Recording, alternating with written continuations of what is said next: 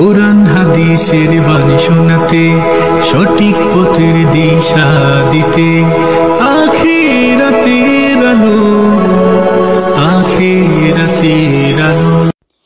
আসসালামু আলাইকুম ওয়া রাহমাতুল্লাহি ওয়া বারাকাতুহু। প্রিয় শ্রোতা, আশা করি আপনারা সবাই ভালো আছেন। আমি আল্লাহর মেহেরবানিতে এবং অশেষ রহমতে এবং অশেষ দয়া আলহামদুলিল্লাহ ভালো আছি। প্রিয় শ্রোতা, আজকে আমরা জানব রিয়া কাকে বলে এবং রিয়া অর্থ কী। প্রিয় শ্রোতা, আমরা যদি না জ্ঞান অর্জন করি, না জানি, তাহলে আমরা কিভাবে নিজেকে সংশোধন করব, নিজেকে পরিবর্তন করব? যদি আমরা নিজেকে পরিবর্তন না করতে পারি, তাহলে আমরা আল্লাহর প্রিয় বান্দা বান্দি কীভাবে হব? প্রিয় শ্রোতা, তার জন্য আমাদেরকে অবশ্যই দ্বীনি জ্ঞান তালাশ করতে হবে।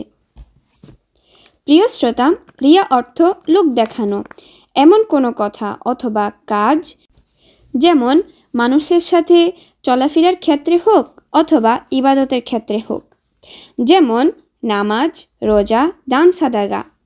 যদি মানুষের সন্তুষ্টির জন্য এই সব ভালো কাজ করা হয়, যেমন লোকেরা আপনাকে ভালো বলবে, দানশীল করবে, প্রশংসা করবে, এই ধরনের নিয়ত রেখে যদি ভালো কাজগুলো করা হয়, তাহলে নবী করিম সাল্লাল্লাহু আলাইহি ওয়াসাল্লাম বলেছেন, ওই ব্যক্তি আল্লাহর সাথে শিরিক করেছে।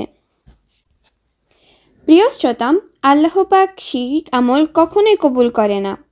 প্রিয় শ্রোতা, আসুন আমরা দুনিয়াতে সকল কাজ এবং কথা একমাত্র আল্লাহর সন্তুষ্টির জন্যই করি, যাতে আল্লাহর প্রিয় বান্দা বান্দি হই, আল্লাহর কাছে যেতে পারি।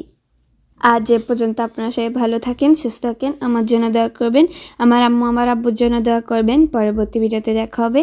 আল্লাহ হাফেজ। আসসালামু আলাইকুম ওয়া রাহমাতুল্লাহি ওয়া বারাকাতুহু।